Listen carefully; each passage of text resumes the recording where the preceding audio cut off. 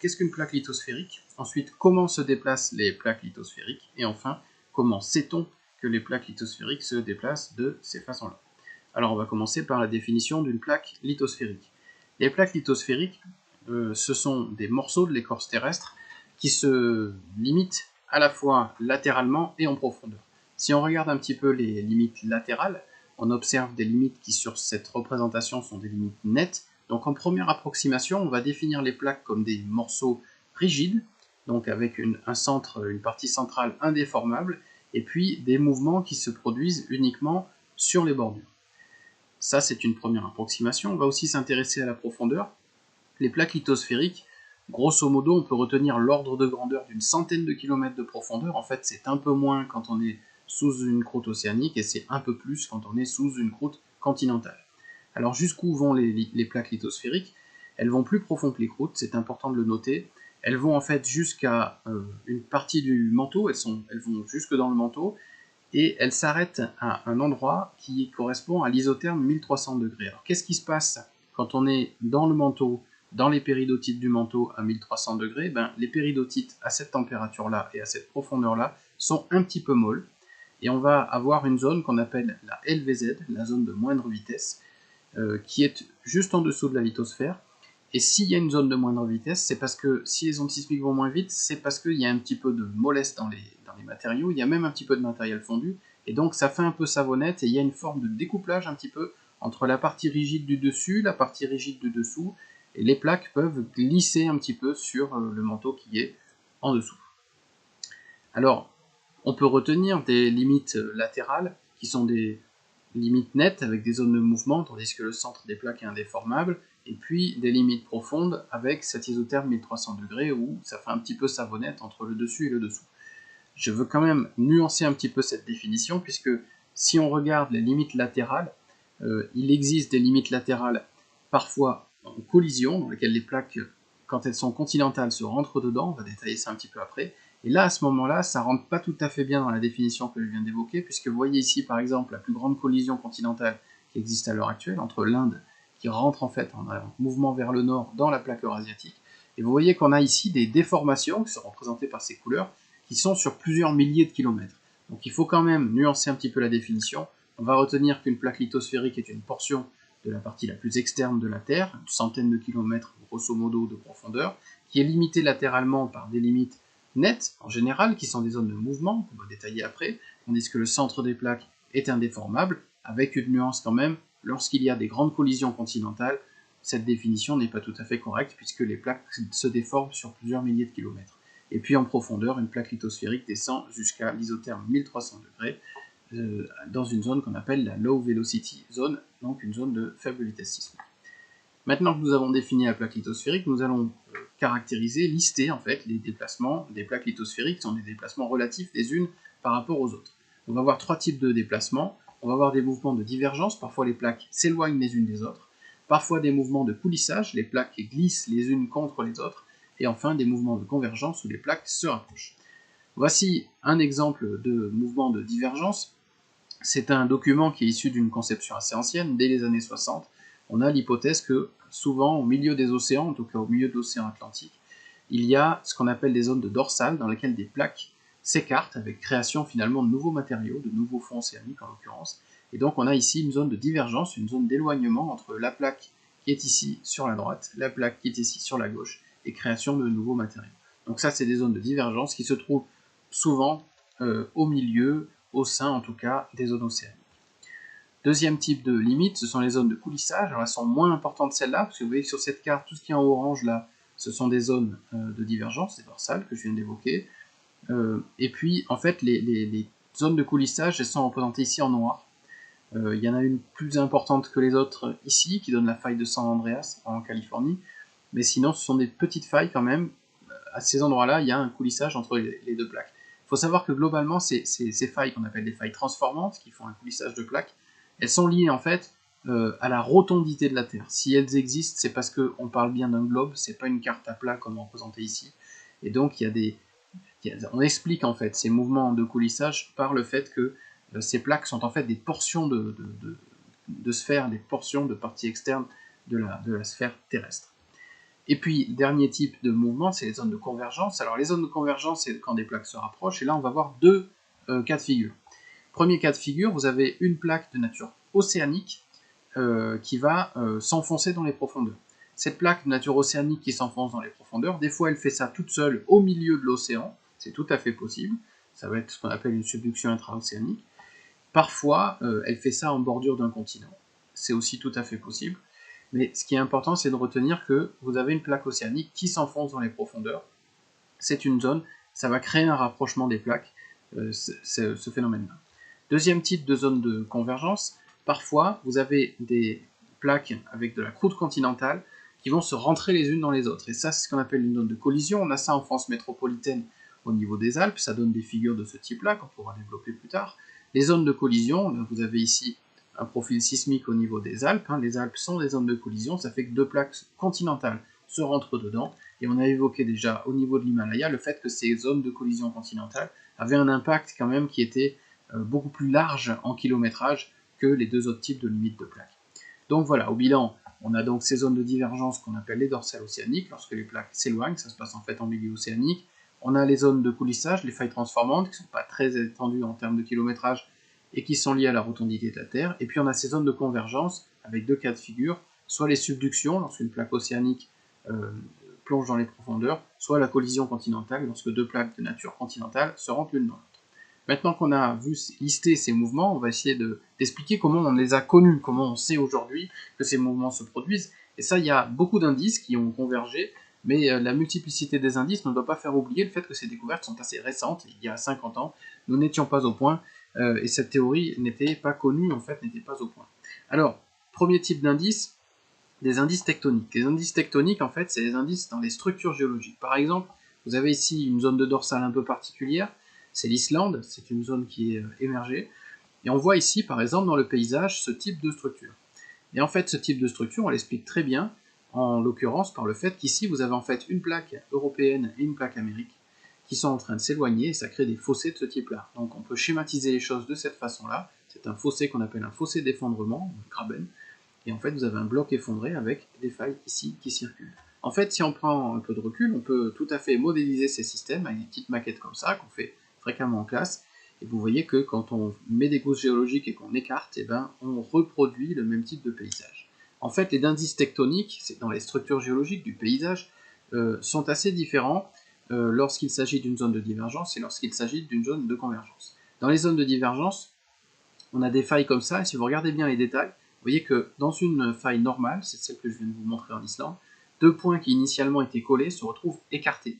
Dans une faille de convergence, en réalité, dans une zone de convergence, ça donne des failles qu'on appelle les failles inverses, et les failles inverses, deux points qui initialement étaient collés se retrouvent en fait empilés et rapprochés. Et donc on arrive sur le terrain à distinguer ces failles inverses qui sont typiques d'un raccourcissement de la région et qu'on trouve dans les zones de convergence, donc subduction ou collision, il y a beaucoup de collisions, et puis les failles normales qui sont des structures qui sont typiques d'un écartement de la région et qu'on trouve dans les zones de divergence, en l'occurrence autour des dorsales océaniques ou de ce qui deviendra des dorsales océaniques. Deuxième type d'indice, c'est les indices magnétiques. Alors, les indices magnétiques ont été découverts dès la Seconde Guerre mondiale, mais pas compris tout de suite. En fait, vous avez des sous-marins qui circulent partout au fond des océans pour essayer de s'entretuer. Et pour essayer de détecter d'autres sous-marins, pour soit les attaquer, soit les éviter, on a compris que ces grandes masses métalliques que sont les bateaux ou les sous-marins peuvent être détectées par une analyse du magnétisme terrestre, c'est-à-dire qu'il y a une perturbation des boussoles en fait quand on est proche d'une grande masse métallique. Et puis ils se sont aperçus que en réalité les boussoles s'affolent de partout au fond des océans parce qu'il y a dans les roches du fond océanique des anomalies magnétiques. Alors comment on explique tout ça? En réalité, la Terre produit un champ magnétique, c'est ça qui va orienter les aiguilles vers le nord, et ce champ magnétique terrestre, on s'est aperçu qu'en fait, au cours des époques géologiques, il variait. À savoir qu'aujourd'hui, la boussole indique le nord, mais en fait, dans le passé, il y a eu des inversions fréquentes, et parfois la boussole indique le sud, et parfois elle indique le nord. Donc vous avez ici une échelle avec des âges en millions d'années sur les 4,5 derniers millions d'années, vous voyez ces inversions. En noir, c'est les périodes normales, comme aujourd'hui, et en blanc, c'est les périodes inverses. Alors pourquoi ça se retrouve au fond des océans? Parce que dans le modèle des dorsales qu'on est en train d'esquisser, les matériaux, les deux plaques s'écartent, créant des nouveaux matériaux. Or, les basaltes qui se forment à cet endroit-là enregistrent, ces roches enregistrent en fait, et ont un petit magnétisme qui est celui de leur moment de formation. Et du coup, quand la roche est formée alors qu'on est dans une période normale, si on passe avec une boussole près de ces roches, eh ben, on a le magnétisme terrestre, et en plus on a le petit magnétisme des roches qui va amplifier un petit peu le magnétisme sur place, et donc la boussole va indiquer le nord, et puis si on mesure la force, elle est plus importante. C'est ce qu'on appelle une anomalie magnétique positive. Et puis inversement, si on se retrouve au niveau d'une zone où les roches se sont formées lorsque le champ magnétique était inverse, c'est-à-dire que la boussole indiquait le sud, et bien à ce moment-là, le champ magnétique de la roche va se soustraire au champ magnétique terrestre, et donc on a ce qu'on appelle une anomalie magnétique négative. Et ce qu'on observe, c'est que en fait, ces anomalies sont parfaitement symétriques de part et d'autre des dorsales, ce qui du coup agit comme une preuve, un indice fort de l'écartement au niveau des dorsales. Donc, voilà encore un indice du mouvement des plaques, et par ailleurs on peut aller jusqu'à, comme on connaît les dates des inversions, on peut aller jusqu'à calculer des vitesses d'expansion sur la base de ce type d'observation. Troisième type d'indice, les indices volcaniques. Alors, plus précisément, on va s'intéresser à des volcans particuliers que sont les points chauds. Les points chauds, ce sont des volcans qui ont la particularité d'être alimentés par du magma qui vient vraiment des très grandes profondeurs du manteau, quasiment à la limite avec le noyau. Et ces panaches qui montent de très profond ont la particularité d'être stables, c'est-à-dire que eux sont totalement indépendants du mouvement des plaques. Donc finalement, quand vous avez un volcan actif ici, et ben, si la plaque bouge, le volcan va cesser d'être actif, parce que si vous voulez, bon, c'est plus en face du trou, quoi, si vous voulez. C'est-à-dire que le magma ne monte plus sous le volcan, mais à côté. Du coup, quand les plaques se déplacent, et ben, il n'y a qu'un seul volcan qui est actif, c'est le dernier, et les autres sont éteints. Et plus on s'éloigne, plus c'est le résultat du mouvement de la plaque, et plus le volcan est éteint depuis longtemps. Et donc, là aussi, on observe ces alignements. Par exemple, ici, vous avez l'alignement des Kerguelen, et qui correspond parfaitement avec ce qu'on connaît par toutes les autres méthodes, une cohérence des résultats avec le mouvement de l'Inde qui était plus au sud et qui s'est déplacé en direction du nord et qui est venu poinçonner l'Eurasie. Donc là, ici, vous avez un alignement volcanique qui se voit carrément très bien dans la topographie terrestre. Et puis vous avez d'autres points chauds alignements ici dans le Pacifique qui sont bien connus, notamment celui d'Hawaï. Et là encore, vous avez ici une inflexion du mouvement, et cette inflexion du mouvement, elle est parfaitement expliquée par le fait que c'est justement le moment où l'Inde est rentrée en collision continentale avec la plaque eurasiatique, et ça a un petit peu grippé et coincé tous les mouvements des plaques, entre guillemets, à l'époque, et ça a induit une réorientation des mouvements qui se voit ici, qui se voit sur d'autres points chauds, à d'autres moments et à d'autres endroits et au même moment. Ensuite, nouveau type d'indice, les indices thermiques. Alors, juste un peu de vocabulaire, il faut savoir que la Terre est chaude à l'intérieur, et il y a de l'énergie qui est perdue par la Terre en sa surface, on appelle ça le flux géothermique. Donc le flux géothermique, c'est la quantité d'énergie qui est perdue en un point donné par la Terre, du fait de son activité. Le flux géothermique n'est pas partout identique. Et puis il y a un autre paramètre qui est intéressant aussi, c'est le gradient géothermique. Alors, le gradient géothermique s'intéresse lui à la température en fonction de la profondeur. Donc les zones où on a un gradient géothermique faible, c'est des zones où en fait si vous descendez en profondeur, ben, la température augmente peu. Par contre, une zone où le gradient géothermique est fort, c'est une zone où, même si on ne descend pas beaucoup en profondeur, la température augmente fortement. Alors, quand on fait une cartographie en particulier du flux géothermique, on s'aperçoit qu'il y a des zones avec un fort flux géothermique, et ces zones, ce sont les dorsales, donc les zones de divergence. Et c'est tout à fait cohérent avec le modèle qu'on est en train de vous dessiner, à savoir que puisqu'on a un écartement, on a du matériel profond qui remonte, et donc du matériel chaud qui remonte à la surface. Inversement, quand on regarde plus précisément au niveau des dorsales, donc on a des zones de subduction, à cet endroit-là, ben, vous savez qu'on a une plaque océanique qui s'enfonce dans les profondeurs, et on voit qu'on a un flux géothermique extrêmement faible, c'est logique. En réalité, si les plaques de surface sont en train de plonger, c'est des plaques qui sont froides, donc c'est entre guillemets du froid de la surface qui descend, donc c'est pas un endroit où la Terre va libérer significativement de la chaleur. Donc on a une signature thermique qui correspond parfaitement avec les mouvements qu'on a anticipés par d'autres méthodes. Encore un autre type d'indices, les indices sédimentaires. Alors ça, je reviens sur une dorsale qui crée donc des matériaux qui s'éloignent.